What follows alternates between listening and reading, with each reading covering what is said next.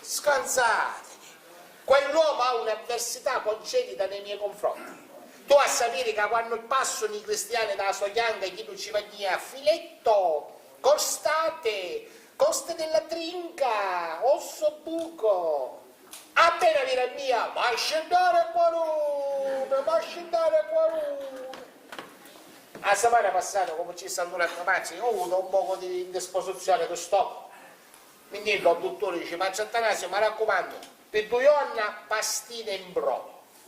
Ho del giorno una fettina di carne arrostita sottilissima e tenera. L'unico chiacchiere del paese. Appena passa la cucinata in vita mia, ma scendere qualunque, ma ci si docci no, ma buongiorno, padre Atanasio, buongiorno, mi dica come posso servirla, ci si sa, padre Don Gerolamo, siccome sono stato male di stomaco, il dottore mi disse che per mangiare una fetta di carne tenera, non ci sono problemi, padre Atanasio. C'era una fetta di carne che è burro, c'era una fetta di carne che ci squaglia in bocca, c'era una fetta di carne che è acqua. Ora io dico, se mi squaglia in bocca, se non è acqua, da mezz'ora da mulata e cutello c'era bisogno, ma solo per 2 ore, 18 lire e me ne rubavo, come a mia carne che stava rostuta andò fuoco, non mi piace.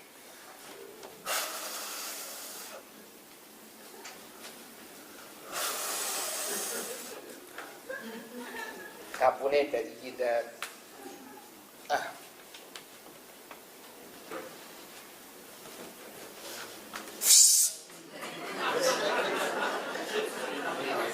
A chi era? C'è arrivato con fuoco? Ma come Dio? Ma...